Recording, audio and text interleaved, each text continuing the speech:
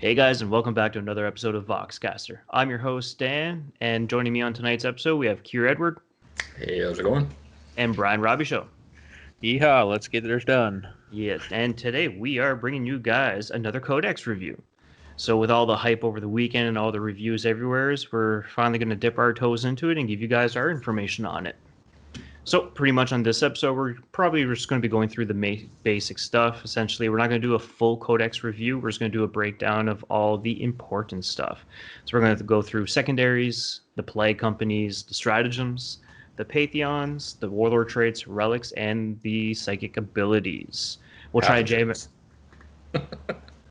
Or Pantheons. Whatever. You know me. I can't speak words.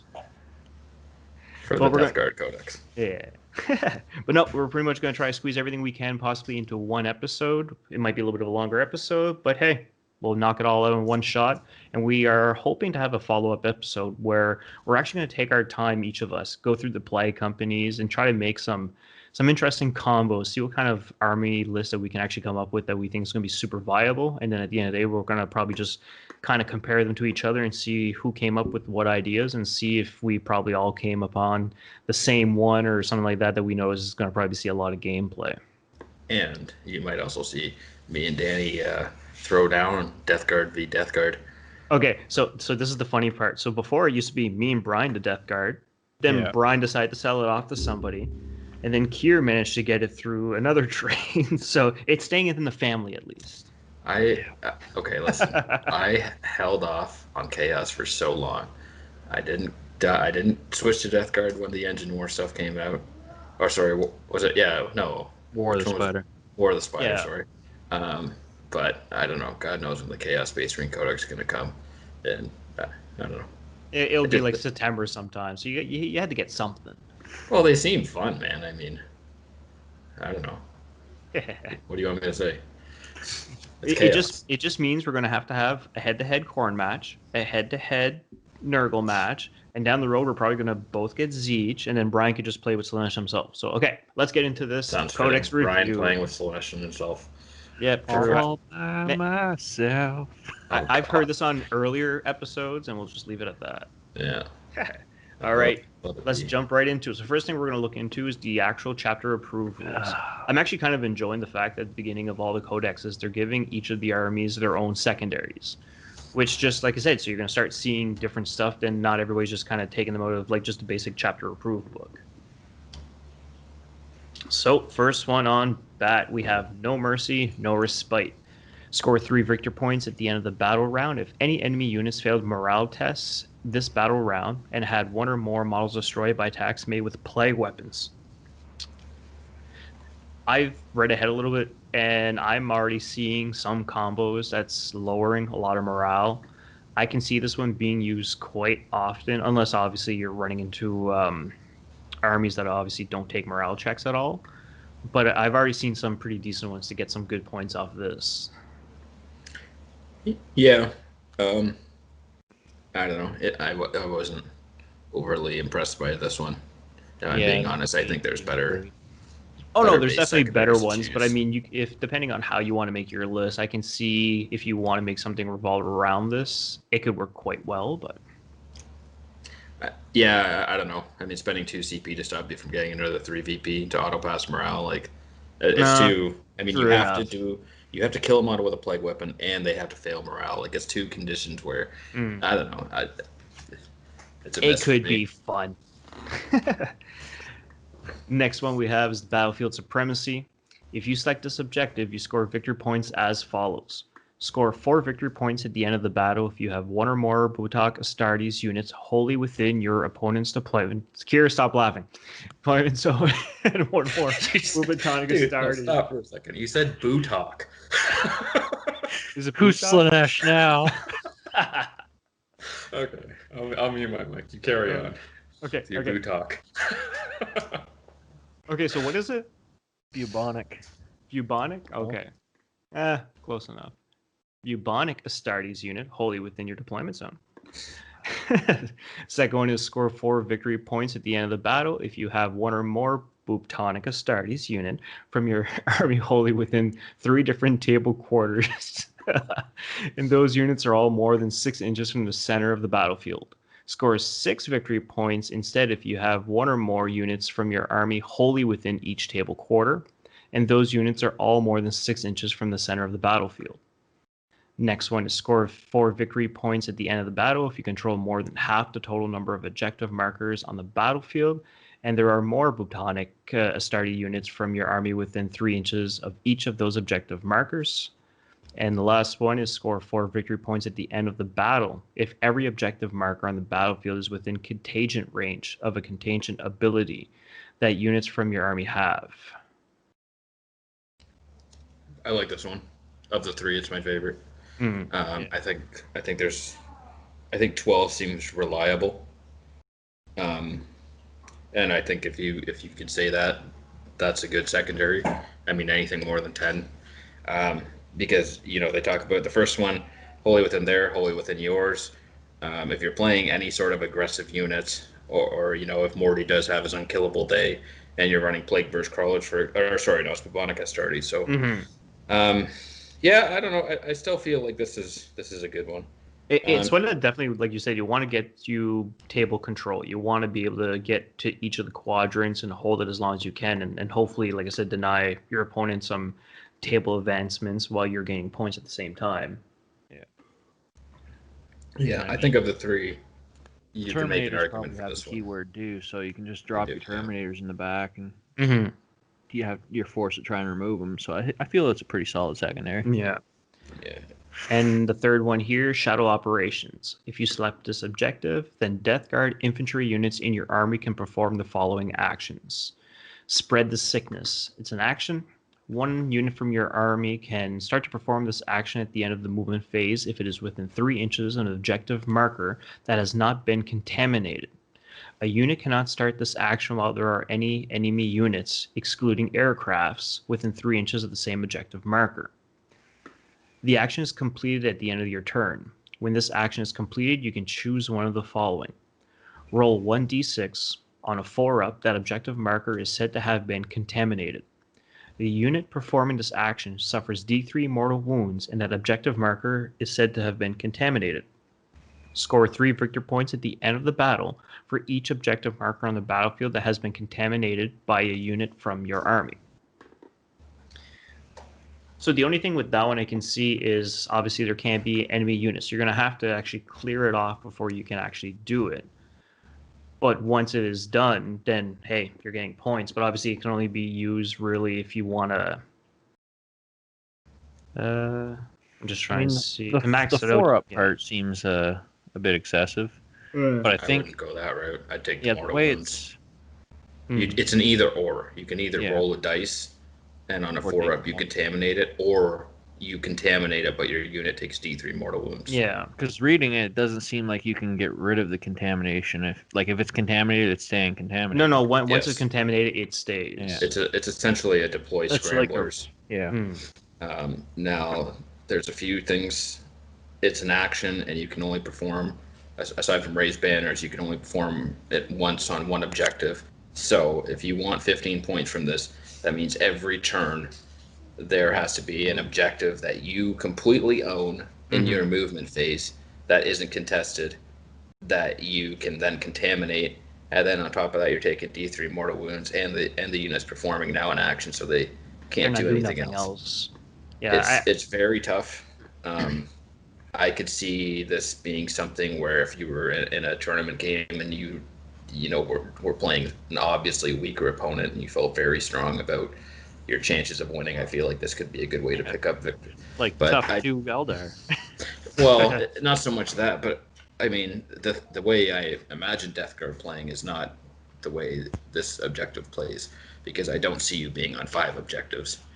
I see it being more of something where on a 5 or a 6 mission, you're holding the 2 or 3 and more, and that's it. You don't need to go for all 6, or you know what I mean? Like it seems like it's going to pull you away from probably how I envision Death Guard, a Death Guard game plan being. So it's definitely going to be a specific play style to achieve that one. Yeah. It's just to completely it just seems very easy to deny. Oh, big time. Like you were saying, especially like you have to move into it with no enemy units being there. So like you said, if it so that's right there automatically one of the harder parts. It's just like I said, like especially where every turn you're gonna have to claim one of them at least to be able to max it out. So Yeah, I mean, if we're gonna talk about deploy scramblers, it's just three. The table's divided into thirds. There's yours. That's it. You can get 10 as long as you can pull it off. This seems just like a more risk, and I don't know, easier denied. Yeah, no, true enough. It's like a safe 10 or a very, very risky 9 to 12, and most likely not 15.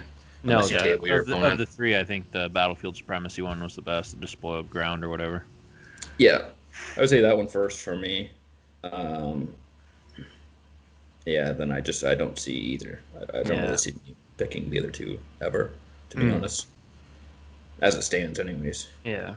All right, so moving on, next one we have is detachment abilities. So essentially a Death Guard detachment is one that only includes models with a Death Guard keyword, excluding models with the unaligned keyword. So the way this works is if your army is battle forged, Death Guard detachments gain the disease minions, Infernal Jealousy, and Foetid Virion abilities. If I said that right. Virion? Foetid Virion. Then the bubonic Astartes unit in Death Guard attachments gain the intoxicable advance ability. Inexorable.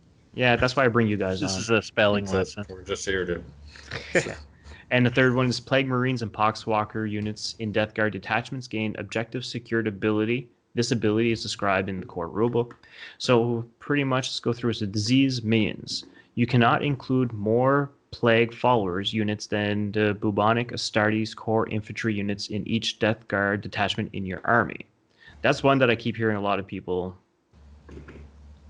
I think Plague Marines and Terminators are good enough where it doesn't feel taxing. No. Then you cannot include more Poxwalkers than the Astartes core infantry units in each Death Guard detachment. So like an example they have here is if a detachment includes 2 Plague Marine units and 1 Blightlord Terminator unit, it can also include up to 3 Death Guard Cultist units and up to 3 Poxwalker units. So I mean, it makes sense. Like unless you're the type of person that all you ever played was Poxwalkers, then that's not going to work no more. But like myself, it's like I'm never running more than 1 or 2 units of them anyways, just to kind of keep them back on objectives. So, see, mine was 90 some Poxwalkers. And Typhus, and just run them up. I mean, there's a whole side of competitive 40K where it's the WTC, and one of the things they've done in the past is take an orc list with 210 boys just for like what they deemed their team's unwinnable matchup, just to basically stall it and deny scoring as much. Yeah. And boys are 7 or 8 points apiece, so that's 210, 5. So I mean, I think the idea here is they just never want to see 300 Poxwalkers on the table. That's all it is. I don't want to see that. Oh, but it'd be such a good time. Oh, good lord. And then also, like in going to the next one, the Infernal Jealousy kind of plays almost in the same thing. It's you can include a maximum of 1 Lord of the Death Guard unit in each Death Guard detachment in your army. You cannot include a maximum of 1 Demon Prince unit in each Death Guard detachment in your army. So again, they're trying to, I think Kier was mentioned a little bit earlier, like when we were off air, was like, I think this automatically just stops the whole 3 Demon Princes in like a battalion or whatnot. And Morty and his 3 pals. You get all the psychic power, and I mean, Talons, we'll get into it later, but Talons are worse, but swords and axes seem to be better, and wings aren't as desirable. So, I mean, for 910 points or something, you could have Morty and 3 Demon Princes and be able to cast every spell. Yeah. You know, I think it just, I don't know, they seem to be trying to deter skew lists with the new codexes, so and I think this is just another stab at that. And it's fine. I mean, it's fine. The Psychers are good. I don't at my few attempts at writing lists, I haven't felt I wish I could add more lords, yet anyway. Exactly. But even when I played them back in the day, I think I've only ever had 1 lord, and I've always had a caster or a sorcerer in there anyway, so I'm like, I'm good. No change to mine. Next one down is the Foetid Virion. You can include up to 3 Foetid. Oh my god, I remember. Fetid. There we go. The O is silent. The O is silent. Yes, it's a silent O. You can include up to 3 units into the Death Guard detachment while only taking up 1 elite battlefield role slot. Each of these units must be from a different data sheet. Good change. And kind go of ahead. warranted. I was just going to say, with the new detachments, it was a rule that Death Guard, I feel, needed. It's very easy to fill up those elite slots in a single battalion. Now this gives you a lot more breathing room. Well, yeah, especially like I said, like half the characters are actually in an elite unit slot, so yeah. And Intoxicable Advance. This unit counts as having remained stationary if it did not fall back or advance in your previous movement phase. If this unit has the vehicle keyword, it does not suffer the penalty incurred to it or incurred to its hit rolls for firing heavy weapons at enemy units that are within engagement range of it. And if this unit has the infantry keyword, it can ignore any or all modifiers to its move characteristics, advance rolls, and charge rolls. That's a lot different from before. It's great. Sounds really good. The first bullet point seems kind of useless. Like I was trying to think of what in the Death Guard list actually cared about remaining stationary, and I can't think of anything where it actually matters that it remains stationary, because they've already negated the movement penalty to vehicles for firing heavy weapons. I guess it's just moving and shooting heavy weapons is the only thing, right? It'd be the main thing, yeah. But as far as like remain stationary, it's not like they have like something like aggressors that can double shoot or something like that. But the two, well, we'll get into it a little more later. Yeah. But there's a way to shoot plague mortars into combat, or like a defiler's battle cannon into combat, and get +1 to hit. So now, if you charge a defiler, for example, with inexorable advance and this stratagem, it's now hitting its battle cannon against you in engagement range on twos. Yeah. So I like that second one a lot. Yeah, it's a big and then difference of course, from there's a lot of modifiers and stuff. It's nice to just not care about some of the things that are around right now, like whirlwinds and things like that. So next category we're moving on to is the plague companies. So plague companies essentially is just individual companies where essentially you can get separate warlord traits, stratagems, relics, and so on, depending on the one that you actually choose. So as we're going to go through this one, the first one on the list is the Harbingers. So essentially, right off the bat, we're looking at the stratagem here. Essentially, for 1 CP, use the stratagem in the fight phase. When a Harbinger Pokwalker unit is selected to fight until the end of the phase, each time a model in that unit makes an attack, you can re-roll the hit roll. I feel like Poxwalkers, it's fine. Yeah. It's tough. Well, because I think they hit on 4s now, eh? It's not 5s anymore. Yeah, but I'm super biased. I'm really not a fan of that. I can't personally imagine myself sinking CP into a Poxwalker unit, so I'll just come right out the gate and say that. If there's other people who have plans for hordes and stuff, I mean, I could see it. I'm not saying a Poxwalker, there isn't a competitive Poxwalker build, but it's just not for me. It's not your play style. Not me. The Warlord trait will be Shamble Rot. Essentially it's a contagion. While the enemy unit, excluding vehicle units, is within contagion range of the unit, at the start of your opponent's movement phase, roll 1d6, subtracting 1 if the enemy unit has the character keyword.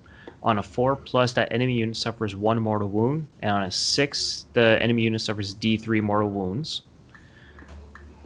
Again, I think just for people who haven't seen the Codex or heard much about it, I think it's worth talking about what contagions are, because every warlord trait in every company tags on to the contagion ability. So I think we should take a step back for a second and just explain what contagion is. Yeah, if you want to lead that one off. Well, basically they've given the if it has a Death Guard can. Yeah, you do it. I see how it is now.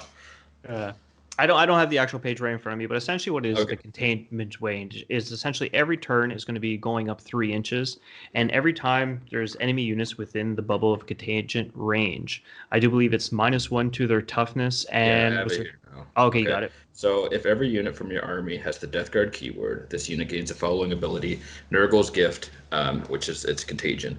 While an enemy unit is within contagion range of this model, subtract 1 from the toughness characteristic of models in that enemy unit.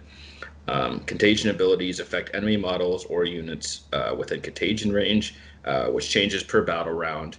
And so turn 1, it's 1 inch, turn 2, it's 3 inch, turn 3, it's 6 inch, and turn 4s and 5s, it becomes 9 inch. And what they've done here is when you get into the plague companies, I believe every single one, it gives your warlord trait, you add onto the contagion ability. So every single one that we're about to read is going to say it's a warlord trait, and its contagion ability not only does the -1 toughness, but also does this, and that depends on the plague company if you so choose to go that route. Yeah. But essentially, it's just a -1 toughness aura that grows every battle round. And like I said, like as you go on with some of the stratagems and other abilities, like a lot of things, like you said, feed all onto it and just starts giving extra stuff and just makes it just that much more deadly. And it's definitely going to be something crazy, just like I said, especially whenever you have your units taking over board quarters and you're getting up in your opponent's phase. And then next thing you know, half your army's all -1 toughness and can definitely take advantage of that. And we haven't, I mean, realized that it's a circle around. So it says 3 inches, but effectively it's 6 inches plus your base size, turn 1, or you know what I mean? Like, and so obviously the bigger your base is, affects that. And there's also ways to increase that range, which we'll get into later. But once you start adding it all together, it becomes very interesting. So, well, especially when you have multiple HQs that have it, and like I say, it's not just in one spot. Like this is all over the board. No, it's not HQs either. It's just whoever. Yeah. Oh yeah, no, true enough. So to finish off the Harbingers, essentially their relic, the Infected Remains. It's a Harbinger's model only, once per battle at the start of your movement phase. You can select one objective marker within 3 inches of the bearer. While the bearer is on the battlefield, that objective marker has the Contagion of Nurgle ability, and is considered to have all the same contagion abilities as the bearer has. So it's only once per battle, but that could be kind of neat. But I mean, if you put your guy in the center of the field, leave the contagion on the center objective, and then take him up into your enemy's deployment, it's going to help deter the guy from the center board.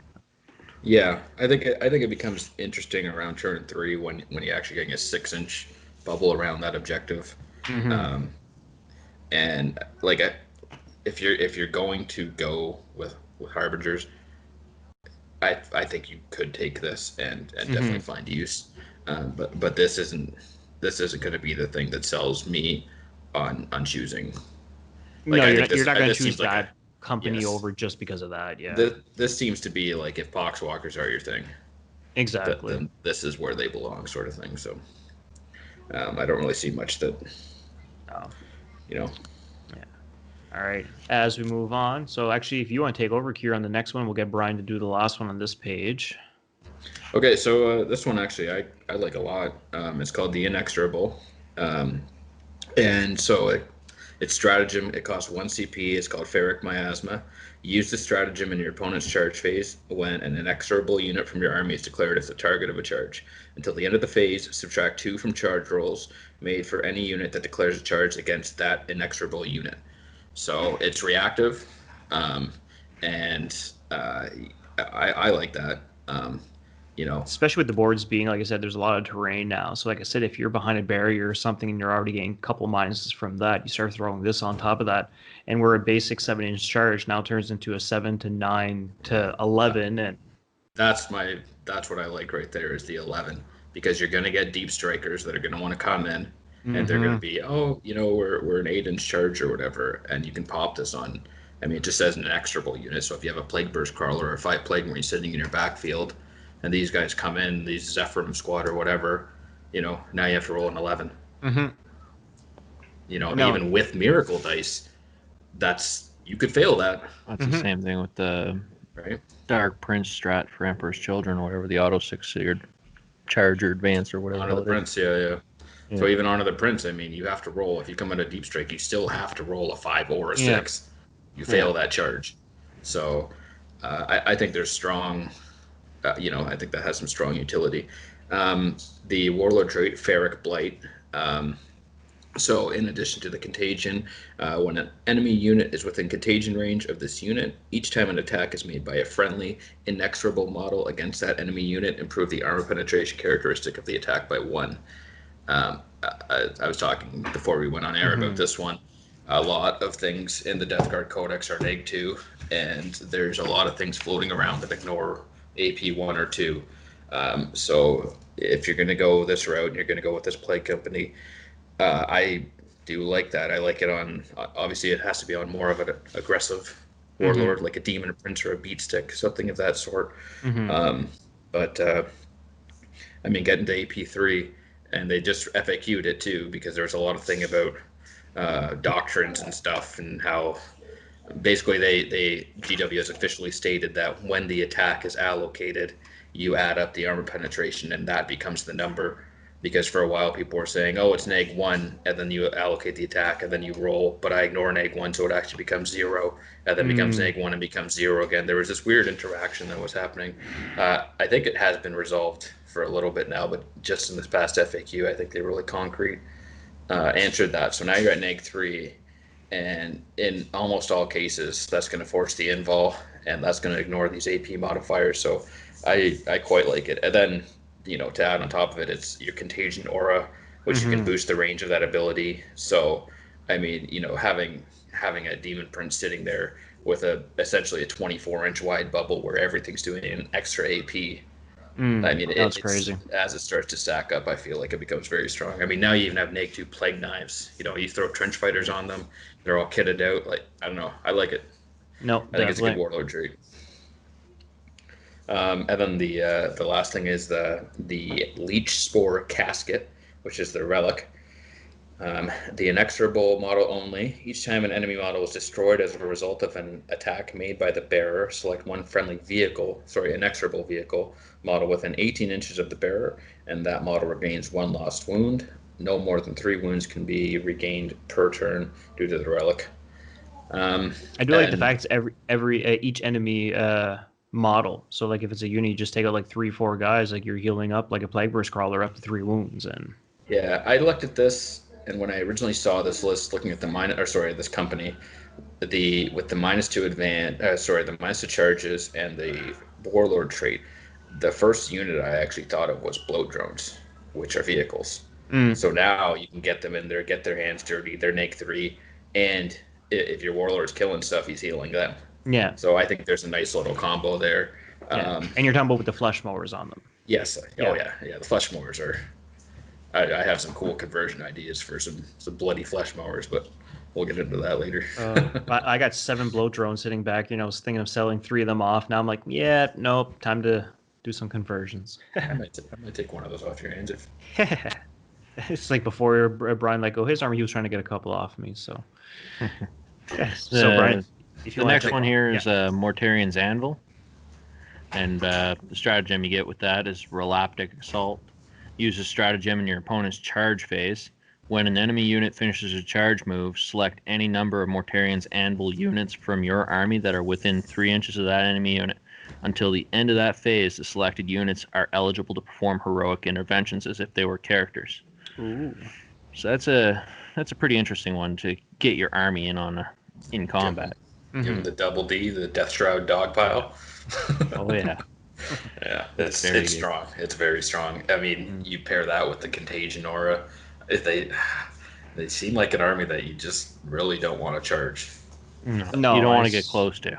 Well, and that's the problem, and that's the thing that a lot of people were talking about is just like you just advance up the board, and that's the thing. It's like people are not going to want to come towards you; they're going to try to go around you. But then if you can spread out properly and have all the auras going off, and like I said, like this takes into fact like shooting, close combat, everything. So it's just like there's going to be some very, very nasty combos that we're going to be seeing coming out of this. Yeah, when I used to play against them, the Blight Lord brick, the 10-man brick, you always could just kind of ignore it, right? Because they were moving 4 inches with, a 1 to 3 inch advance. Like, you just sort of avoided them, right? Yeah, but now that wasn't as bad as Death Shrouds, though. Death Shrouds, you missed that charge, and they outran you the entire game. But the other thing, too, is you can't even slow them down now, either. inexorable advance stops all of that. Mm. So, I mean, turn 2, turn 3, even to the Death Shroud, like they're in. Mm-hmm. They're there. If you choose to walk them up the board, they're there turn 2, turn 3. Death Shroud look really good right now, especially at 45 points a model. I think they're 50. Yeah, they went to 50. I thought they went. Oh, okay. I thought they went up to 45. All right. Warlord trait, Gloaming Bloat. It's another one of them contagions. And while an enemy unit is within the contagion range of this unit, that enemy unit cannot fire Overwatch or set to defend, which I believe is the terrain trait. Mm-hmm. Well, set to defend, if you're into terrain, you can actually set to defend. Terrain. Yeah. And the next bullet here is each time that a model in the enemy unit makes an attack, the hit roll and wound roll cannot be re-rolled.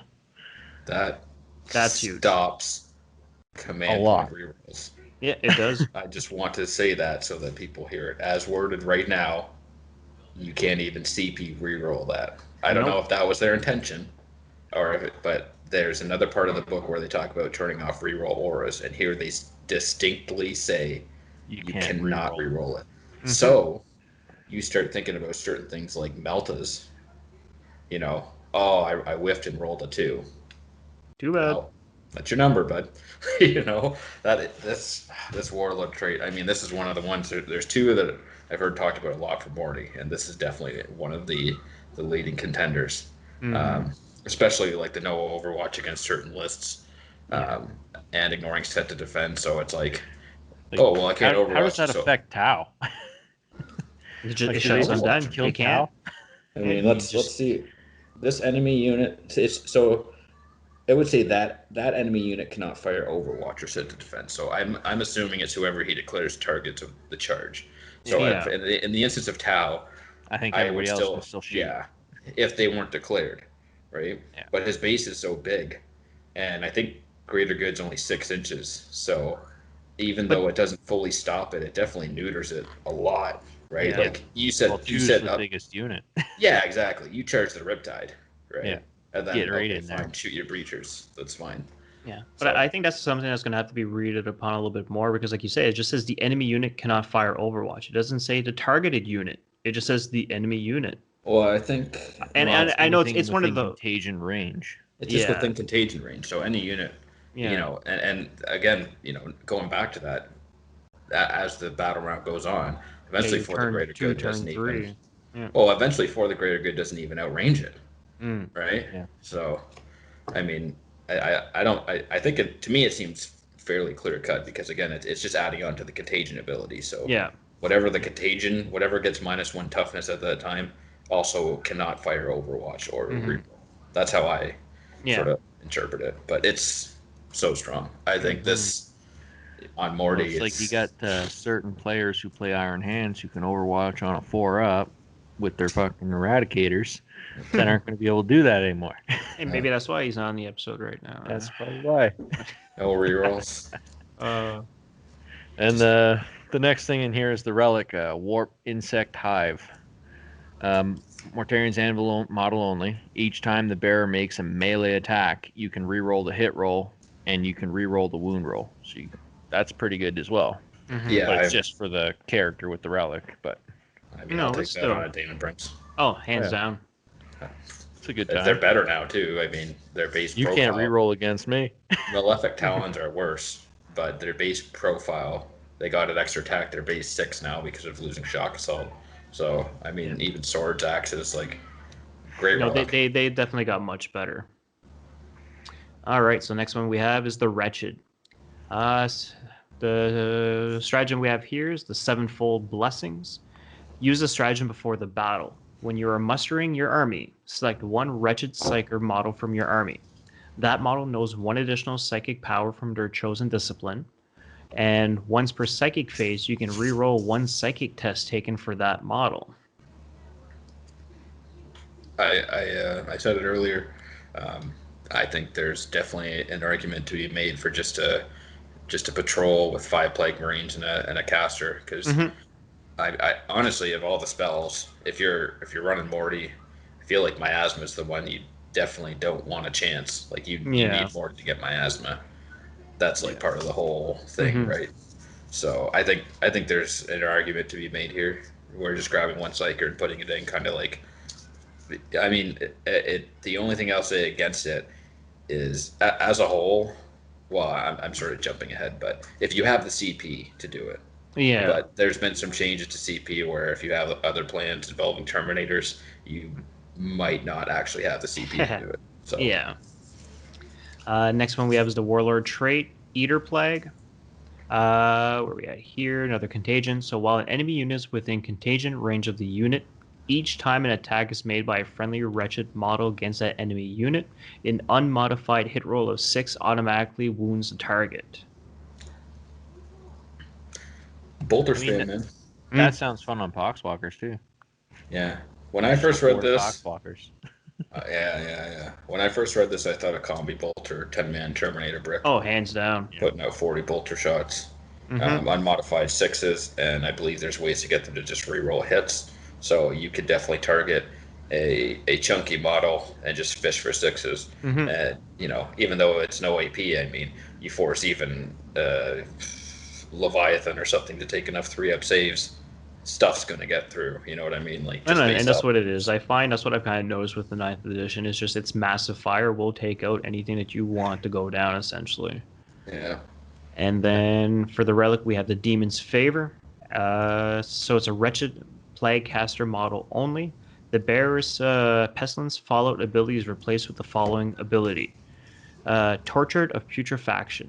Each time this model successfully manifests a psychic power, if the result for the psychic test was 7 or more, the chosen enemy unit within 12 inches suffers D3 mortal wounds.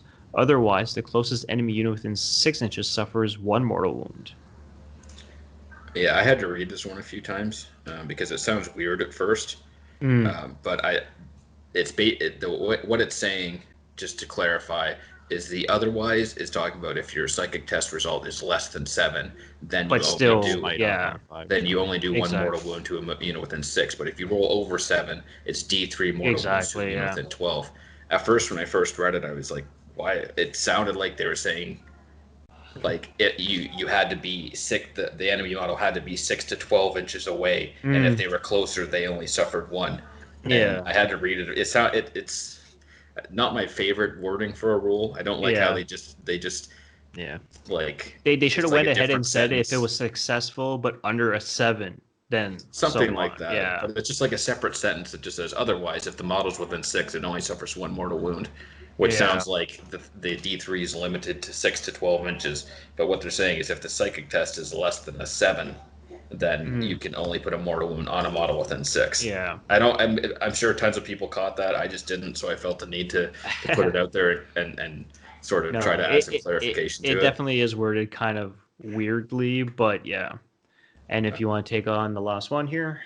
Well, I just want to pull up the because it boosts his original ability, right? That's what that's doing. Because currently, if the result basically the Torment of Putrefaction actually replaces. Yeah, it replaces, and the existing ability is if you roll a 7, you do 1 mortal wound to a unit within 12. So just so people are aware, that relic changes that 1 mortal wound to D3 mortal wounds. But if you don't get a 7, it's actually worse because it reduces the range to 6 inches. Yeah. And a lot of times your Plaguecaster is not going to be that close. So. Well, exactly. So I just, it's almost like a side grade, you know what I mean? And then it's a relic on top of that. Yeah. I don't feel particularly. If you're taking it for the better of the results and just hoping that you don't fail it, because like you said, then it's end up worse off than it actually is. So competition is just so stiff. I can't. I think I'm gonna say it's bad. No. Compared to some of the other relics that are gonna be coming up, it's definitely not an auto take, but yeah, you're crazy if you spend CP unless you're doing some sort of fluffy, like your hero. You're doing a crusade where your main dude's a plague caster or whatever, But I mean, as far as a competitive play goes, I don't think people should take that. Anyway, moving on. So the next one is going to be the Poxmongers. Their stratagem is Bilious Blood Rush. So you use the stratagem in your shooting phase when a Poxmonger's Demon Engine unit from your army is selected to shoot. Until the end of the phase, there's 2 bullet points. The first bullet point is models in that unit can make attacks with blast weapons against units within engagement range of their unit. And each time a ranged attack is made by a model in that unit against an enemy unit that is within engagement range of their unit, add 1 to that attack's hit roll. And we were talking about that earlier with like Defilers and Plague Burst Crawlers. Inexorable Advance ignores the -1 to shooting in engagement range. And then this goes further to add 1. So now your mortars, unless there's modifiers, on twos, it's blasting into combat, like. And those entropy cannons too are blast too. Sure. And it's just the theme I keep seeing here, and I feel like Death Guard players are gonna be saying this all over the world. It's just like, are you sure you want to charge me? Like that is the total. And it's like, you need to kill me or else. Well, it's just going to be a bad time, you know. Oh, no, I mean, they have all sorts of things that just seem to counter a lot, and I know the general vibe is good. They have lost some things, but I think that's a great stratagem, and like it's a big difference from 8th, where they would charge you and your tank was dead for the rest of the game because they just keep charging you.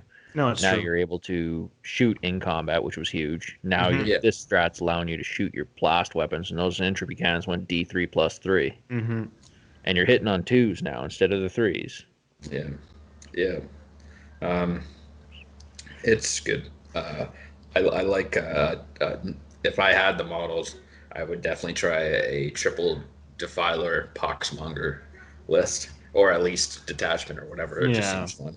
Seems like they do that really good because of their Defiler cannons are blast, and like they are sick in close combat too. Especially now with everything weapon skill 3, and I find that's the biggest thing on like this and Chaos Book and everything. Just Demon Engines getting weapon skill 3 is just, and ballistic skill 3. It's like ridiculous.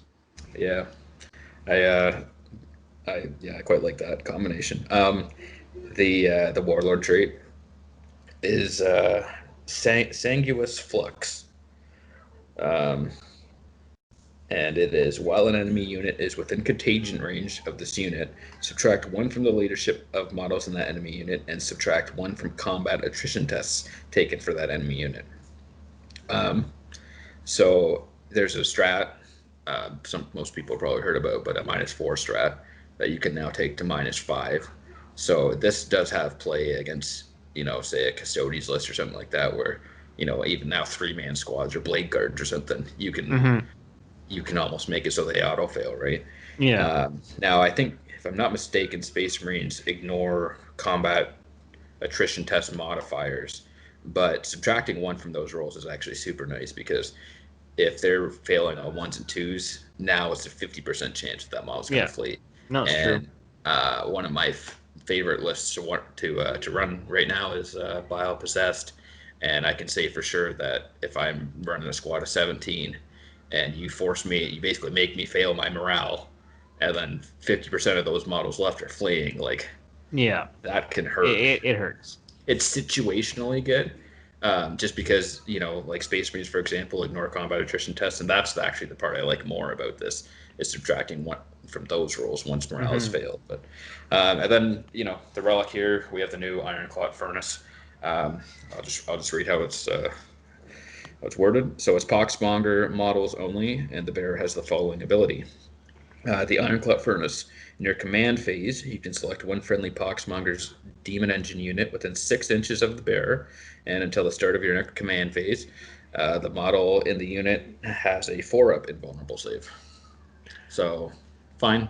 Worse, but fine. They changed it from War of the Spider because every demonic engine thing was getting a 4-up invul, but that's when you seen all the Defilers and everything come back out of the dark. So the biggest thing I can see this actually working with, it's like, because it does say models in the unit.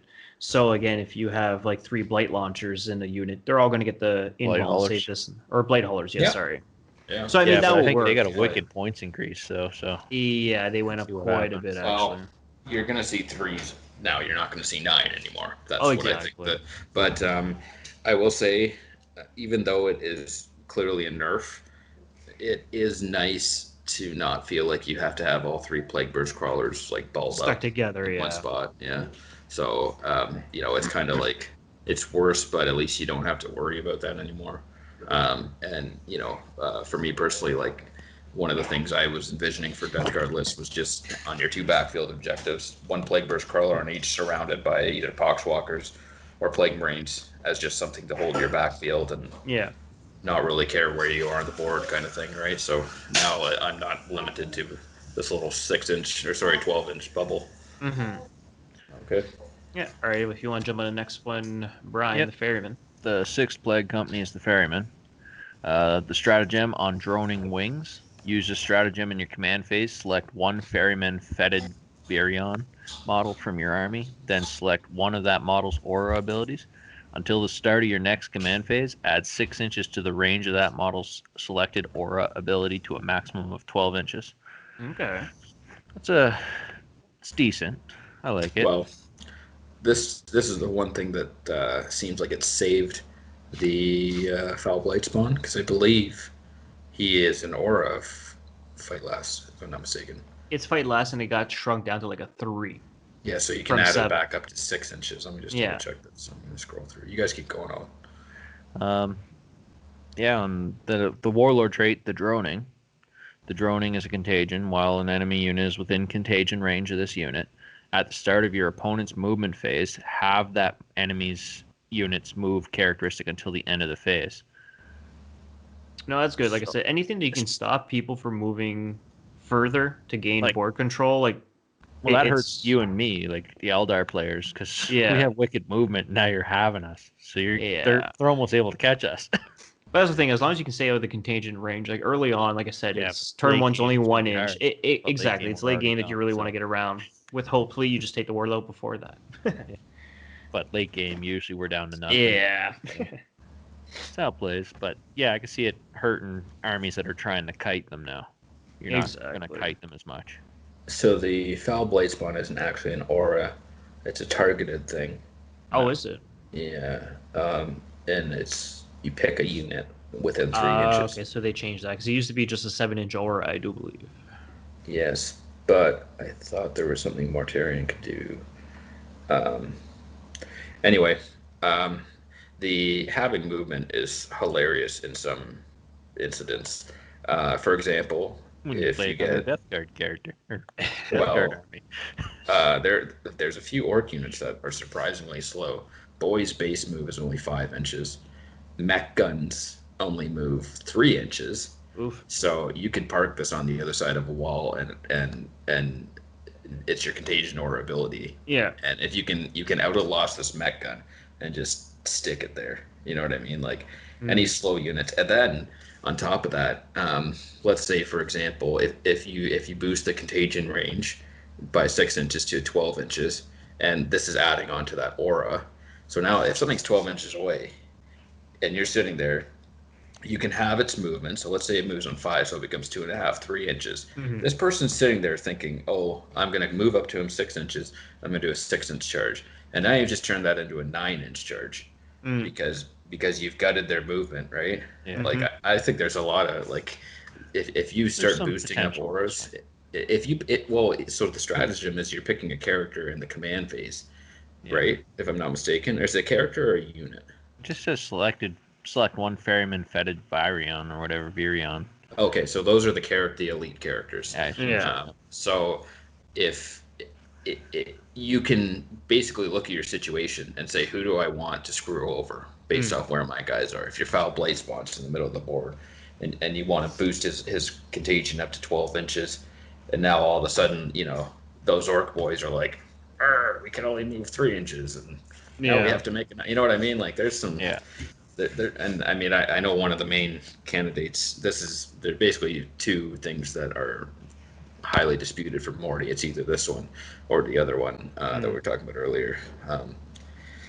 It's gone now. Can't find it. Gloaming Bloat. Yeah. So this is another one that's talked about a lot for Mortarion is this Warlord trait. So it's good. Yeah, he's our fastest unit that's going to get in. So you're going to be tying up everything just to hold up for the rest of your army. Yeah, and there's going to be a lot of stuff that just flat out can't kill Morty. Yeah. And you're basically saying, not only can you not kill me, but this is your only target. Yeah. Right? Like, I don't know. There's... And I just love the fact that his contagion range is maximum right off the bat, Turn too. 4, yeah. So, no, it's good. Real good. Yep. The Relic Ferryman Scythe. Ferryman model equipped with a Man Reaper only. This relic replaces a Man Reaper and has the following profile. Ferryman Scythe. Each time an attack is made with this weapon, select one of the profiles below to make that attack. They got the Cleave, which is melee. Strength +3, -3 AP, 2 flat. Or you can just use your Scythe, which is melee, +1, -1, 1 damage. The abilities for the Cleave is a Plague weapon. Each time an attack is made with this weapon, subtract 1 from that attack's hit roll. And for the Scythe, it's a Plague weapon, but each time you make an attack with this weapon, you make 3 hit rolls instead of 1. So you choose between volume of attacks or getting the bigger one, but but -1 hitting. So So just for people who aren't up to the know, for Man Reapers, the only thing that's really changed here is the sweeping attack is 3 attacks instead of 2, if I'm not mistaken. Everything else is the same. It's just the Death Shroud Man Reaper. If you choose sweep, it hits 2. Or sorry, it's 2 attack rolls for every attack. This one's 3. Every other profile is the same. Okay. So but that's the change. Death Shroud can't take a relic, so. Right, but I'm just saying, like, that's the base Man Reaper versus this. The only change, you're spending 1 CP to basically, if you have a character who can get enough attacks and using a Man Reaper, he can triple up on this. It's not. It's nothing too crazy, but no, there's other relics. Next one we have is Mortarian's Chosen Sons. The stratagem is the Plague Brewers. Use the stratagem in the shooting phase. When a Mortarian's Chosen Sons unit from your army is selected to shoot, until the end of that phase, Plague Belchers, Plague Spurt Gauntlets, and Plague Spewer models in that unit are equipped with have a damage characteristic of 2. That's a nice stratagem for Death Shroud. Yeah. Or Plague Marines. I mean, yeah, I think you can get 2 of each in a Plague Marine unit, if I'm not mistaken. You can get 2 Belchers and 2 Spewers in a 10-man. So and Death Shroud comes with the gauntlets, I think. Yeah. 5 Death Shroud. I'll put. Yeah, I mean that's the first thought, but Plague Marines could use it too. Exactly. The Warlord trait is Nurgle's Fruit. Nurgle's Fruit Contagion. While an enemy unit is within contagion range of this unit, each time an attack is made by a friendly Mortarian's Chosen Sons model against that unit, the target does not receive the benefits of cover against the attack.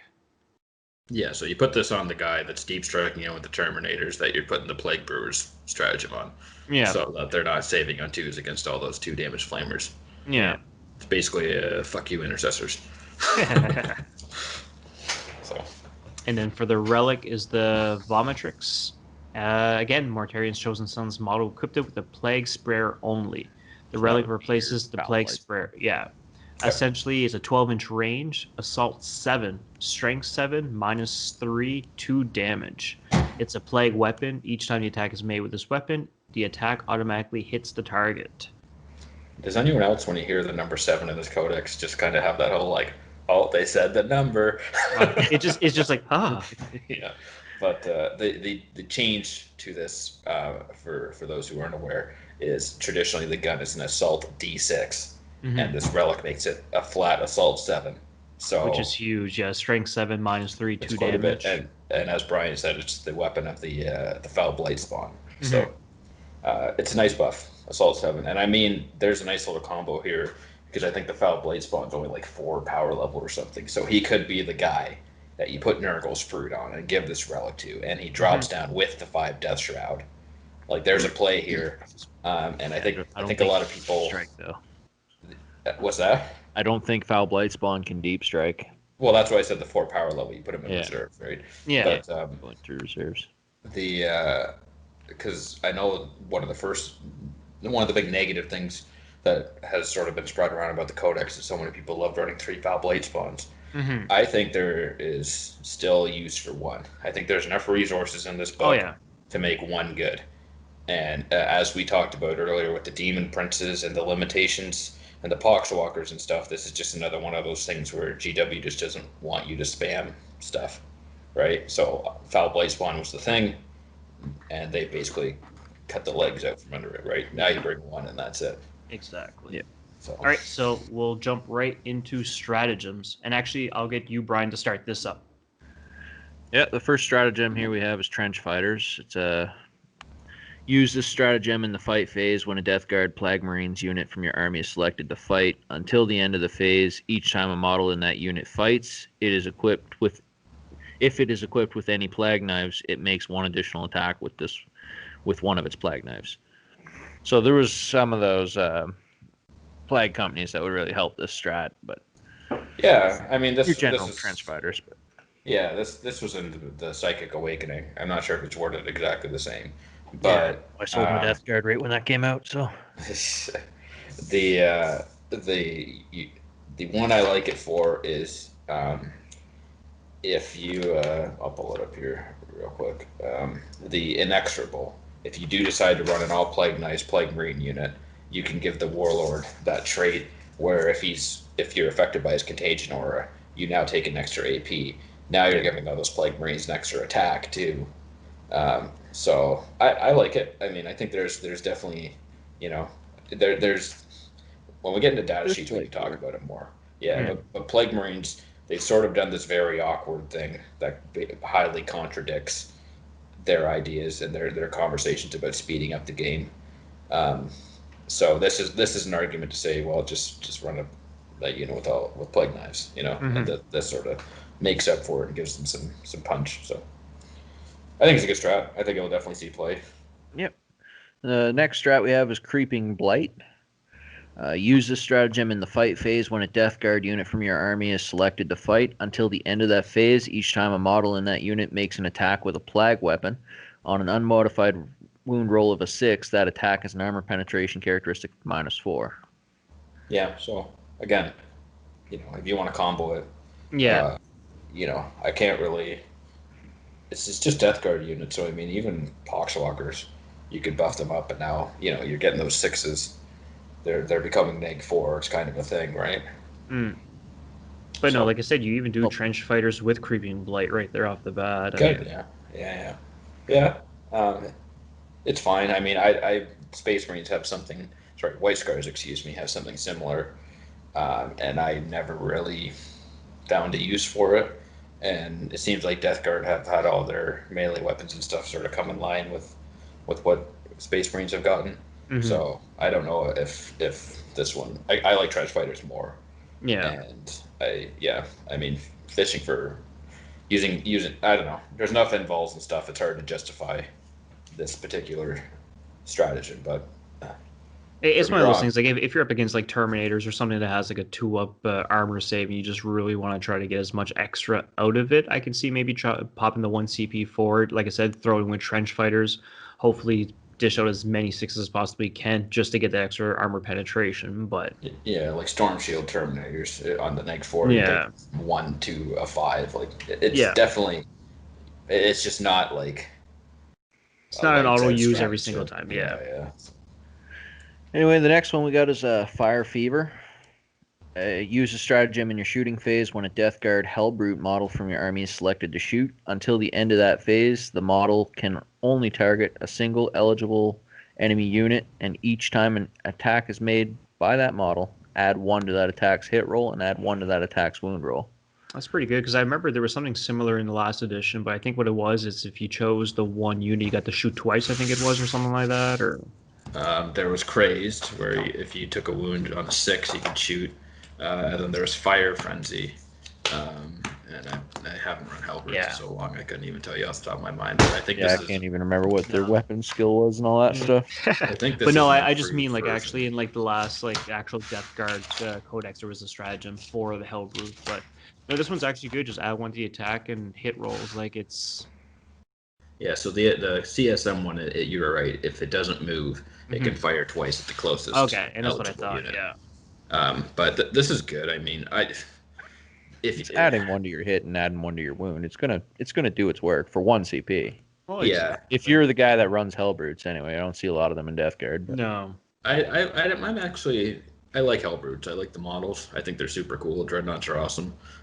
So I haven't. They weren't something that immediately crossed my mind, but I definitely. I don't know if you can give them an invul or or a Feel No Pain or something, they become a lot more interesting, right? Mm-hmm. Yeah. It's always kind of been their problem. So The next stratagem on the list is Vermid Whispers for 1 CP. Use this stratagem in your shooting phase when a Death Guard Terminator unit from your army is selected to shoot, or in the fight phase when a Death Guard Terminator unit from your army is selected to fight. Until the end of that phase, each time a model in that unit makes an attack, add 1 to that attack roll, or that attack's hit roll. Which is nice for that blob of 10 Blight Lords you drop in. Exactly. well, it's funny against craft world players too, right? It's like, okay, you want to spend your lightning fast? All right, I'll use this. Let's make a deal. We could both use neither, or we could both use both. It's up to you. And lightning fast cost too. Yeah. Oh, I'll take that trade every time, but depends on how many times we're playing to use Cloud of Flies, I guess. But it's good. I mean, if you need to confirm that kill, or you're up against modifiers or something like that. Honestly, if you just want if you have combi bolters, you have 40 shots coming in, hitting on 2s. It's like I was just gonna say any combi weapon where it's minus 1 to hit to shoot both profiles. Now you're not paying true. penalty to. No, true enough. So this next one's one of my favorite ones. The next one on the list is Haze of Corruption for 2 CP. Use this stratagem in the fight phase when a Death Guard core unit from your army is selected to fight. Until the end of that phase, each time an enemy model is destroyed by an attack made by a model in that unit, any excess damage inflicted by that attack is not lost and is instead suffered by another model in that unit. Do not make a saving throw for that model. This continues until there is no excess damage remaining. So that's it's a plague flail. Yeah. But I like the fact that it says like you're not making another save on the other guy. It's just it's pouring in. Like if you've done 6 damage, it's 6 damage right straight through. So this again, I know I keep going back to the inexorable, but that AP boost, right? So they made Plague Marines kind of awkward in the sense that you can only take 2, but you can take 2 of all their weapon options. Yeah. So there's actually quite a few options there that are multi-damage weapons. And it's funny because if you think about it, so let's say we're talking about a Mace of Contagion, so it's flat 3 damage, and the Plague Marines do 3 attacks, right? So I get all those through, I wound all 3, you make 3 saves. You actually, the entire unit now is suffering 9 damage. And they don't even get to make a save against the next model. So let's say, hypothetically, you're against, I keep going back to orcs, but a squad of Plague Marines can, like, if they're equipped properly for it, or Death Shrouds or something, they can sort of just mulch through hordes with this, I mean, orcs aren't getting a save on a neg 2 unless there's a Pain Boy or a KFF. So if it's flat 3 damage and you have 2 Mace of Contagions, if everything goes through, you just killed 18 boys. 18 fucking boys with 2 Mace of Contagions. Like, I'm not saying you're going to use this all the time, but if I don't know, you can definitely go in on melee Plague Marines and put out some real hurt. A Blade of Wounds is just so powerful, in my opinion, and to just have a stratagem where you can just do that is like, ooh. Sorry. No, it's definitely nice. Got a little carried away there, but I really like that stratagem. It sounds very exciting. Anyway, the next one on the list is Eternal Hatred.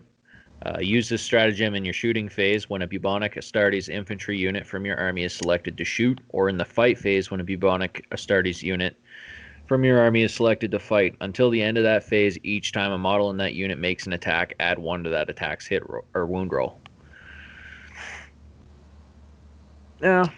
Again, it's still good. It's just to get, like I said, just to get. I won't do that. Yeah, it's just it's 2 CP vets. That's what it is. Yeah. Just to make it simply. I mean, vets was probably going to go up, right? Like 1 CP for that, and that's basically been. Okay. This gives me hope that GW is really interested in making chaos lists more than just what's the unit that can exploit vets and Death to the Vault for the most, because that's kind of what it is right now. No, it's true. Right. And I know Death Guard did lose a Death of the False Emperor, so it's a big thing there, but it just adds so much depth to say that this is going to cost 2 CP But there's so many other great options. It's obviously a nerf, but again, it's the second nerf in this codex where I feel like it makes sense to me. It's not, And I just like to jumping back to my favorite stratagem, Haze of Corruption. It fucks Necron warriors. So moving on. Yep, the next stratagem on the list is Mutant Strain for 1 CP. Use this stratagem in the fight phase when a Poxwalker's unit from your army is selected to fight. Until the end of that phase, each time an attack is made by a model in that unit, an unmodified hit roll of 6 inflicts 1 mortal wound on the target in addition to any normal damage, and an unmodified hit roll of 1 inflicts 1 mortal wound on the Poxwalker's unit after the fight is resolved. I love it. You're just fishing for 6s. No, you're fishing for 6s. You give them a reroll, failed hit rolls, just to kind of get rid of the 1s or whatever. But I mean, they get that. Poxwalkers get like 3 attacks each.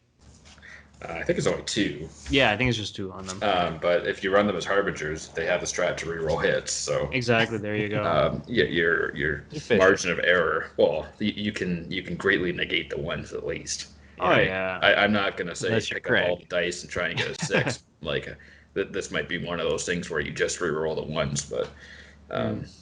But even at that, like I said, you got 40 attacks from a 20-man unit, give or take, and then you're gonna get at least 7, 8 6s, and like I said, re-rolling failed hits and stuff like that. So I mean, and that's all it is. Like I said, and it's Poxwalkers. Like, who cares if you lose a couple anyways? It's to put it in perspective, if you're doing 40 attacks on Poxwalkers and doing mortal wounds on 6s, re-rolling, so the first volley does about 5 to 6 mortal wounds, and then you pick up all the dice, and the next volley does like 4 to 5 mortal wounds. So now you've just hit the model. And even if it's just mortal wounds and not actual damage from basic so even attack. if it's like a Leviathan, a squad of Poxwalkers, throw away 5-point models, just did 9 mortal wounds to that thing. Yeah, it's pretty. It definitely gives them, if they need to punch above their weight, they definitely can. Yeah, which is nice. And there's always room for spikes. I mean, there could be that odd game where it kills they kill Magnus, and you're just like,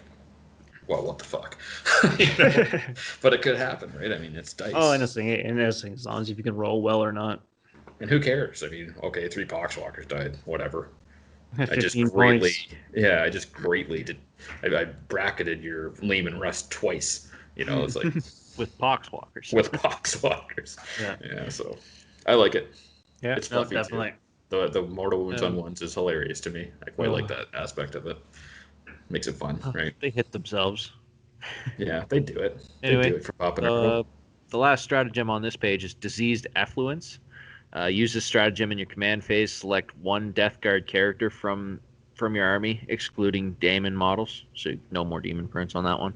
And 1 enemy unit within engagement range of that model. That model suffers 1 mortal wound, and then you can roll 1d6 on a 2-up. That enemy unit suffers 2 d3 mortal wounds. And if that enemy unit has a character keyword, excluding vehicle units, it suffers D3 mortal wounds instead. Okay. For 1 CP, that seems worth it. So here's where I really like it. This is in your command phase. Mm-hmm. You score primaries at the end of your command phase. Yeah. So if you're contesting an objective, well, if you're contesting an objective or you don't own it, if you have 4 and they have 5, you pop the strat, you took the objective. It's going to be like one of those things where, well, it didn't pay out. He didn't wipe my unit. I guess I got a chance here in my command phase to get rid of 5 primary. Yeah, man. No, it's true. Scores you 5 primary points. I mean, unless they have a feel no pain or something. 2D3 is pretty good. 2D3 is at on least a 2-up. It's at least a dead intercessor. Yeah. Right. Probably a dead blade guard. And then there's other ways to shut off auras and stuff like that. But I just like it for that. If you were contesting at the beginning, you can use this strat to make sure that you get those primary points that turn. It's super nice for definitely. 1 CP too. Exactly. But if you want to run this next one, Kier, on the next page. Sure. So Unclean Machine Spirit. 1 CP, use the stratagem in your command phase. Select 1 Death Guard's Machine Spirit model from your army. Until the start of your next command phase, that model is considered to have its full wounds remaining for the purposes of determining what characteristics it has. On its profile to use. So, this is the stratagem has been around for a while. It's just a new name for it, right? Yeah. So actually, what we'll do is I think we skipped a page or two here. Did we? Yeah, the next one should have been the grandfatherly influence. Oh, sorry. Oh, no worries. I was looking for it. Are you certain? We just did diseased effluence, which is an epic deed stratagem, and this is the next epic deed stratagem. Oh, maybe I have it in the wrong order here. Could be my bad. All bad, Dan. I'm telling you, I'm slipping. All right, let's go to the unclean machine spirit. Kieran knows what he's doing. That's okay. Yeah. So luckily, there's no more talk about Bootok Astartes. Oh, there is. You can read that one. I'm practicing. I'm preparing. I'm saying in my head to screw it up again. Don't worry. Okay. All right. Fair enough. So the next epic deed stratagem is called Befouled Incubators for 1 CP. Use this stratagem in the fight phase when a Death Guard character model from your army is selected to fight.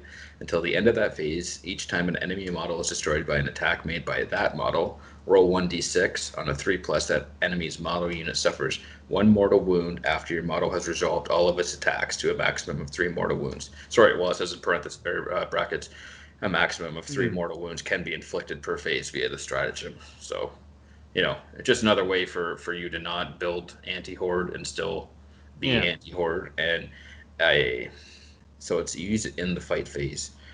It's okay. Yeah. It's on a 3-up, so you'd have to kill, I think to actually max out on the 3 mortal wounds, you'd have to kill 6 models with a Death Guard character in the fight phase. Beyond Morty, maybe a Demon Prince. I don't know. Typhus could probably do it too. Typhus could probably do it. Yeah. It's okay. I don't think. Yeah, there's definitely. I wish you could decide after, but you'd have too much knowledge and it would become too powerful, right? Like. Well, and that's the thing, because like I said, it's a chance. Like you could roll you kill 3 guys, like, oh crap, I rolled 3 1s or 2s, and it's like, oh, you get nothing. So. Yeah, I'm looking at it as though you're basically you're engaged in combat with something and the percentages aren't in your favor, but you don't need to do much more than what the odds suggest. Yeah, you're kind of hoping for extra 1 or 2 or something. It's just like a little buffer, right? Like you might get a couple more wounds out of this, or maybe it's something where you're just so afraid of the punchback, like Blade Guard vets or something, right? Like you could probably use this, but again, you have to kill the Blade Guard vets the more you kill. So I don't know. I'm not sure. I'm not sure if there's things that you can kill enough of that you're that afraid of on the punchback. There's definitely examples. Like I would, if I had a character that was locked in with Repentia, I'd probably use this, right? Like you want to make sure you kill that squad. So there's a place for it. Anyway. Oh yeah. Release the toxins. So it's a 2 CP strat. Use a stratagem in your command phase. Select 1 Death Guard character model from your army that was equipped with a Relic of Decay at the start of the battle. Roll 1d6 for each enemy unit within 7 inches of that model. On a 2 to 5, the unit suffers 1 mortal wound, and on a 6, that unit suffers d3 mortal wounds. A model can only be selected for the stratagem once per battle. So this is another mortal wounds in the command phase, and it comes out of your Death Guard character. That character has to have a relic. Yeah. And they had to be equipped with it at the start of the battle, so I'm not sure. Maybe there's somewhere down the road that you can actually see. Maybe they can gain it, but I can't really see it. Like everything has to be done pre-battle, anyways. But yeah, so D6 for each enemy unit within 2 inches. So because it has to be equipped with a relic, I guess this excludes Morty. Yeah, well, it's within 7 inches of the model. Yeah, but the model has to be equipped with a Relic of Decay. Yeah. Right? So Morty can't use this, but it's any character. So. Yeah, well, I mean, like a Demon Prince can have it, like anything like that. Lord of Contagion, like any basic Lord. Seems a little steep. Each enemy unit within 7 inches on a 2 to 5 suffers 1 mortal wound, or on 6d3. Seems a little. It is. It's one of those things. Like you're gonna have to have multiple units around you to really make a benefit for the most part. Like if you only have like 1 enemy unit in front of you, like I said, unless like you said, it's in the command phase and like that unit has 2 guys more than you contesting, and you just want to try to get a couple mortal wounds off to clear them off. It is 2 CP, I mean, but it's still something to try to throw some mortal wounds to get it, I guess. But there's probably like a play, but I feel like that play or that opportunity is only going to happen like 1 out of every 10 games or something like that kind of thing. But well, one thing I can actually see that work okay with is like, say for example, like you have a 5-man unit and you got 3 HQs behind it or single characters, and obviously you're going to hit all 4 of those units. So I mean, something like that could work. So yeah, it's kind of like this spin on orbital bombardment. Yeah, I guess in that regards, maybe I don't know. Yeah, 2 CP, not my favorite. Yeah. So use the stratagem in any. Okay, so sorry, I'm jumping ahead. Eruption of Filth for 1 CP. Use the stratagem in any phase when a Death Guard character model from your army is destroyed. Instead of using any other rules that are triggered when a model is destroyed, if their example is the Putrid Explosion ability, before removing that model from play, roll 1d6 for each other unit within 3 inches, excluding Nurgle units, and on a 2 to 5, that unit suffers 1 mortal wound, and on a 6, that unit suffers D3 mortal wounds. So this is basically pretty much the same stratagem, except it triggers on death and costs 1 CP, and it can be only used has a in 3 any inch range. phase. Yeah. Just when you die, just when. Yeah. Sorry, am I reading that incorrectly? When a Death Guard model from your army is destroyed, yeah. So when a character dies, he can blow up into mortal wounds for 1 CP. So that's what it is. If he's in the middle of like a unit of whatever, and you just, well, like I said, it's almost like a explosion from a vehicle. You just want to get some mortal wounds off, make him explode, boom, 1 CP, hopefully get. But again, it's just like the chance of most you're getting is 1 mortal wound. But yeah, it's when he dies, you know what it looks like, right? So you can decide on that at that moment if it's worth it to try and get those mortal wounds. Like out, the way I'd see is like, say if you're doing head to head, it's like you and another HQ. He's down the 1 point that he could not take off. He kills you. You blow up. You take him with you. As long as you don't roll a 1. Exactly. yeah. You'll know when, as long as you're aware this stratagem exists. I'm sure there are times where it's worth using. Yeah, it'll get used, but like you said, it's not going to be something you're going to see in every game. Yeah. So the next column we switch over to requisition stratagems. So this one's called Champion of Disease for 1 CP. Use the stratagem before the battle when you are mustering your army. Select 1 Butok Astartes model from your army that has the word champion. No one? All right. Nah. Not taking it? All right. So select 1 bubonic Astartes model from your army that has the word champion in their profile, and give them one of the following relics of decay. This must be a relic they could actually have. So there's Reaper of Glorious Entropy, the Plague Skull of Glothala, the Plague Bringer, or the Suppurating Plate. Each relic in your army must be unique, and you cannot use a stratagem to give a model 2 relics. You can only use a stratagem once, unless you're playing a strike force battle, in which case you can use it twice, or an onslaught battle, in which case you can use it 3 times. So on average 2K game, you can use it twice. You're stuck to those 4 relics, but I mean, we can get into the relics more later, but some of them are actually good, like Suppurating Plate is. Well, that's the thing. That's almost an auto-include from what I understand. So you just kind of see, like I said, whatever playstyle you have, what you're using, and if the other ones are definitely beneficial, then yeah, you throw them in. So it goes on the word champion in their profile. That would be like your Plague Marine champions and stuff. You can give them a relic. You can give them a relic. It's 1 of 4. Do you guys want to jump to those 4 relics and just go over them quickly, or? Because the one I really like is the fact that you can put a super jacked up Man Reaper on a Death Shroud champion. Yeah. It's times 2 strength, neg 3/3 damage, and an unmodified wound roll of 6 does a mortal wound in addition. So I like that one, but yeah. So basically, yeah, you can give champions relics, and I personally that's pretty cool. Plan to give a Death Shroud champion the Reaper of Glorious Entropy. No, and like I said, it's definitely good to have the extra stuff on. Well, it's nice because some of these units are so expensive, right? Like 10 Blade Terminators is like 420 points or something. No, it's crazy. On loadouts. And just to give them that little extra bit, because obviously you're going to put it on things that you've That's it's not just going to nice. just die. It's there, like you said, it's that unit you want to keep alive for a little bit longer, or like you said, it's going to get in combat that much faster, so you want to give it the extra punch or the extra survivability, or. Yeah, yeah, I think that's a great stratagem. I think I think most people at least use it once, probably both times for a 2K game. Mm-hmm. So awesome, Well, awesome to especially see. for just one CP. I mean, I'm guessing. Yeah, Space Marines have basically the equivalent. They get those. There's like a list of things they can put on. Like you can mastercraft a aggressor's boltstorm gauntlet and stuff like that. So this is basically, I think all armies are sort of going to get something like this. It's weird because this is the first codex that isn't Marines, right? Aside from Yeah. Necrons. I don't really know the Necron codex, to be honest, but No. it's nice to see the Chaos getting some of these Marine luxuries. It's probably such a controversial thing to say. Hear some people cringing upon hearing that. I'm pretty sure they cringe at a lot of things we say, but carry on. It's okay, yeah. Botox Marines, Botox Astartes. Hey, the Real Housewives of Marines. Hey. Anyway, so Gifts of Decay, 1 CP.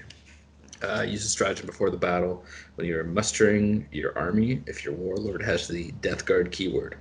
Select one Death Guard character model from your army and give them one relic of decay.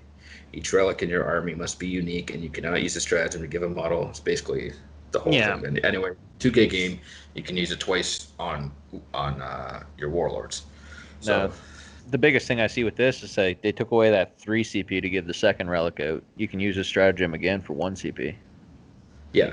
Yeah, so now it's 2 CP to get 2 relics as opposed to 3. I like that. Yeah. Yeah, it's good. It's nice. Yeah, because it doesn't say that it can only be used once, so. Well, it depends on the size of the game, yeah. Yeah, you can use it twice. For 2K, you can use it twice, yes. And it's nice that they've acknowledged sort of that CP is a little tighter with the new detachment rules. So it's nice to see them. Well, it's like my death or my Drukari or whatever, because like I like popping relics on Archon and Homunculus, so that's usually 3 CP out the gate. But I don't start with 15. I started before. Yeah, because I remember when 9th was coming around, that was such a huge. Like I distinctly remember saying it too, that there were some armies that just felt like they couldn't function without like 18, 20 CP. Yeah, but then you got these armies that were only starting with like 3 or 4. Like, Custodies. It's crazy to think about now, right? Like there was a time where a Gene Stealer cult list had like 27 CP, and mind you, that army's terrible right now. Like even the people I know who were avid GSC players are just not into it at all anymore. They've all switched to different armies. Nids have kind of bounced back, but it's nice to see that they've sort of. It's just a shame that some armies are going to have to wait another year at least before they get some of this stuff. Yeah. But it makes me interested to see what they're going to do for some of these armies. So anyway, the last one for this page is Plague Chosen for 1 CP. Use the stratagem before the battle when you are mustering your army. If your warlord has the Death Guard keyword, select one Death Guard character model in your army and determine one warlord trait for that model. So this must be a warlord trait they can have. That model is only regarded as your warlord for the purposes of that warlord trait. Each warlord trait in your army must be unique. If randomly generated, reroll duplicate results, and you cannot use a stratagem to give a model 2 warlord traits. You can only use the stratagem once unless you are playing a strike force battle, in which case you can use it 2 times. And then so it's just like battle. The last 2, yeah. It's worded just like the last 2, yeah. Just with the only thing.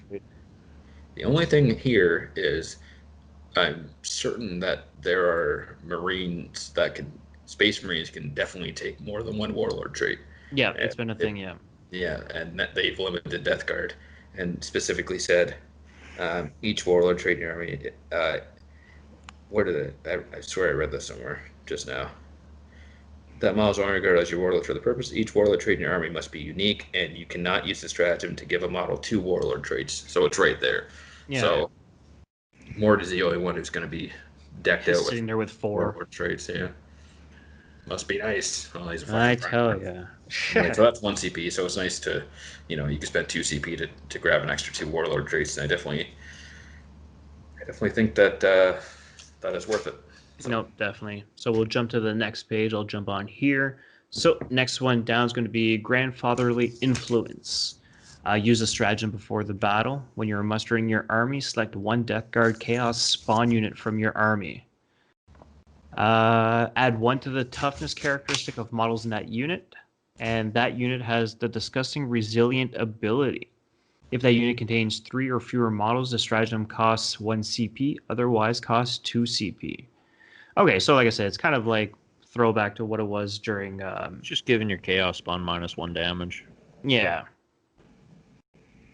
And again, it's still kind of good. Like, I'm still glad that they're giving you the option to actually give you, like, Disgusting Resilient and all these abilities for units that are not part of the Death Guard Codex. But I kind of just wish that, like, you know, what they did with the champions and what they did with the sorcerers, like, they made the custom sorcerers and champions, like, these are actually Death Guard ones. Like, they could have easily gone around and be like, oh, well, here's the Death Guard Chaos spawns, give them an extra toughness or this and that, and just pay an extra 1 point or whatever it is per model to make it go that way instead of spending CP where you don't really need to spend CP, I guess. Yeah, because the big thing I found with Death Guard before was they were a CP heavy army, so I don't know how often you'd use this, even if you were running Chaos Spawn. But yeah, because I mean, whenever I was playing them with the last, yeah, but like I mean, like I used to pay the points whenever I was running Defiler and Chaos Spawn back in the War of the Spider book, and it definitely made it well worthwhile. And again, here too, the -1 damage, this and that, because I do believe Spawn are what, 3 or 4 wounds each. I didn't check ahead to see if it changed or not. So I mean, the -1 damage for multi, especially when you're taking like 5 in a unit, it's still going to be beneficial. But again, it depends on if you're doing the 1 or 2 CP, depending on how big of a unit or. Yeah, I like it. It's nice to see that Spawn still have play in a Death Guard list. I know people were worried about that, and they actually got some nice data sheet changes. So I certainly, if you like Spawn, definitely run 3 to 5. I think. And I'm glad, like we're like talking a little bit before, like normally you would see this as a 1 CP or 3 CP. I'm glad they're keeping it just 1 or 2. They're not taking that jump to max out a unit or something like that. Yeah, they said. I mean, early on in the edition, people were very vocal about their command point concerns. Yeah, I distinctly recall them making a statement like, "We know that this has impacted you, and there's plans." And exactly, it's nice to see them actually follow through with that. Yeah. Next one down we're looking at is Sickly Corrosion. Use the stratagem in either the fight phase or the shooting phase. When a Death Guard model from your army makes an attack with a plague weapon, that scores a hit against an enemy unit. Until the end of the turn, each time an attack is made by a Death Guard model against the enemy unit, re-roll a wound roll of 1. And that's for 2 CP. But I mean, it combos with the plague weapons and all that stuff from before, all the stuff we've been talking about, plague weapons and stuff. This is just 2 CP to get you to re-roll wound rolls of 1. I don't see it that great, but no, I can see it being especially for 2 CP. Like if it was 1 CP, which you would think for the re-roll of 1, but something Marines get out of an aura. Yeah. Next one down we have. But it doesn't say core, so you can use that on your tanks and stuff. No. Yeah. Plague weapon. No, it just says when a Death Guard model. With a plague weapon. So next one down we have here is Belching Fumes. Use the stratagem at the start of your opponent's shooting phase. Select one Blight Hauler unit from your army. Until the end of the phase, each time an enemy model makes an attack with a ranged weapon against that unit, reduce the number of attacks made with that weapon by 1 to a minimum of 1. If that unit contains 2 or fewer models, this stratagem costs 1 CP, otherwise it costs 2 CP. Yeah, it makes Blight Haulers. I mean, they went up, and we talked about it earlier. I mean, people have been running 9. I still think there's room for 3. No, definitely. I don't like the idea of sitting on 2 because you're for sure going to lose 1. Yeah. Right? Some people have talked about that to save the CP, and I'm not really sure it's worth it because you're already like invested into this unit. Now 420 points for 3. Yeah, when he's only cost 300. Now, I just want to... can we jump back to Sickly Corrosion for a second? Yep. Because one thing that occurred to me while reading the stratagem is basically the way if you wound a unit with a plague weapon, you're debuffing that unit. So there's a lot of units that don't have plague weapons in the army, and what I'm understanding here now is that you basically, if you wound it with any plague weapon, now any Death Guard model in your army that attacks that unit gets Lieutenant rule. They get to reroll once. So there's ideas here where, because plague weapons reroll wounds of 1, you could hit this thing with, let's say, whatever, a blade spewer or something. You pop 1 wound off of it. Now your multi-meltas are rerolling ones. Your battle cannons are rerolling ones. Yeah, I definitely reread that wrong. Like yeah, I thought it was like the unit that's attacking. I'm like, well, that's not really worth it. I was quiet at first because I was trying to read it and understand it, because plague weapons do give rerolls of 1, so I didn't quite understand. But now reading back, what it's saying is, if you wound it with a plague weapon, now all of a sudden, let's find something cool here. All your combi bolters, for example, rerolling once, or whatever you want to bring. Hell brutes, they don't have plague weapons, but now they get that you put this wound. So if you can play it right, if you can find the right plague weapon to shoot at it, like I don't know, a plague burst crawler. Yeah, exactly. Yeah. Right. Now all of a sudden those multi-meltas, the combi bolters, all that stuff, if you picked the right target, you've just upped the efficiency of anything you want to shoot at it, right? Especially being a large target, it's going to take like half your army to take it down. Like you go in with the simple attacks, you spend the CP just hoping to get, like you said, just 1 wound. Yeah, and then now everything else that follows suit will be able to get the rerolls on 1 to wound. So yeah, no, actually now that rereading it and explaining it, that could be really good for 2 CP. Yeah, and it's both not limited to the shooting or the fight phase. So yeah, Morty, you didn't finish that thing off, like, something. There's this one is a pretty strong force multiplier for 2 CP, depending on the list you write. Yeah. If you do venture outside of plague weapons a lot, but I mean, even just to shoot it with a mortar, then have all your bolters rerolling ones or something, like, it's pretty. I think 1 CP, this thing would be insane. But I like I said, I mean, I didn't quite understand it upon reading it the first time. And I remember when I looked at it earlier today, I was reading it and I was like, what is this? Like, what does it do? What does this even do? Right? Because I was like, there's no way you're spending 2 CP just to buff like a mixed arms attachment, right? So it distinctly says until the end of the turn, each time an attack is made by a Death Guard model against that enemy unit. Yeah, I read that after the second time. A Death Guard model. So, I don't know. I love it. I think it's fantastic. Yeah.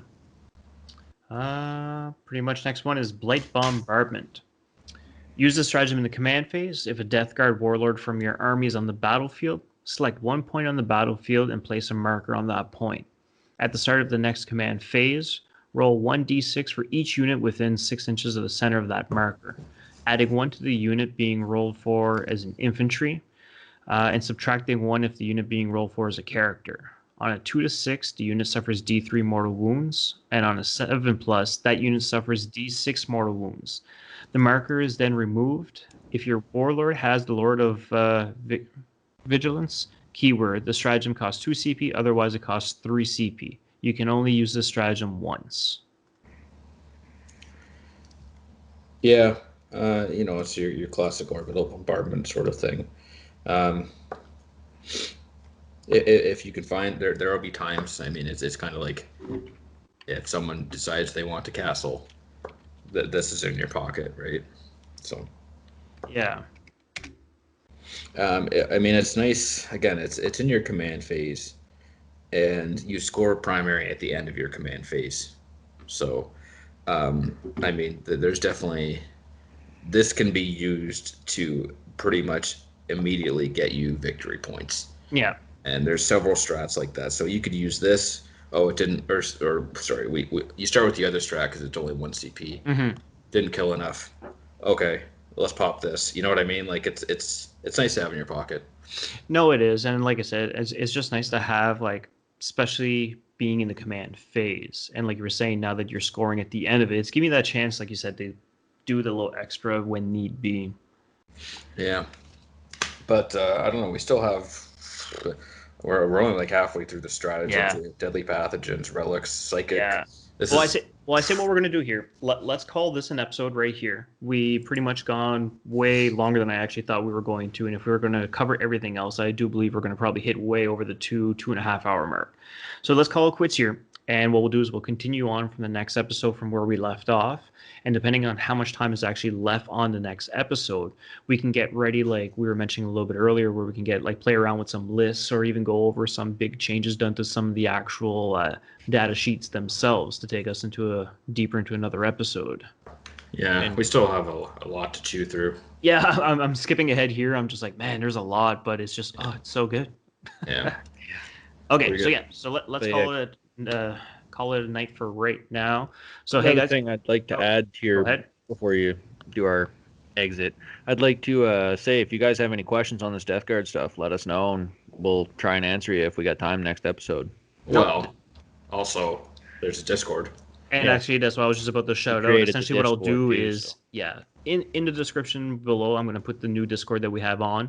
And we actually have like a part where we're going to leave it to you guys that when we announce the episodes that we're doing, we're going to post it on there first for at least a day.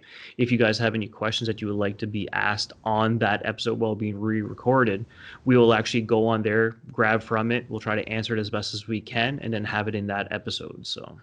Yeah, our intention is to do more faction reviews beyond like just as new Codex is coming out, because some of them I believe are more than a year away, but we have people here who play them, and I'm sure we could talk about them and they could be more strategic stuff. And for those sort of episodes, if you guys had specific faction questions, I mean it's hard with like the Death Guard because this is sort of brand new, right? Yeah. And with these Codex reviews, I feel like we're just going to be kind of talking it through. But I think one thing to add about what you're saying with the Discord is if there's specific factions that you play that you want to hear about, definitely let us know. I mean, it would be great to get some feedback, right? So yeah, especially if we get multiple people asking about the same codex or whatnot. Like I said, we can go back a little bit and actually give our thoughts on certain things. Like, say for example, like I'm just gonna throw it out there. Like, say Chaos Demons. Like, we know that they're supposed to be coming up soon, but like, say if you play Chaos Demons specific faction and you have a hard time with the stratagems or something like that, like we can do an episode going over stuff like that to help you guys out with it. Yeah, and we're always on the Discord. So again. If it's urgent, you need answers or something like that, like we'll happily help you.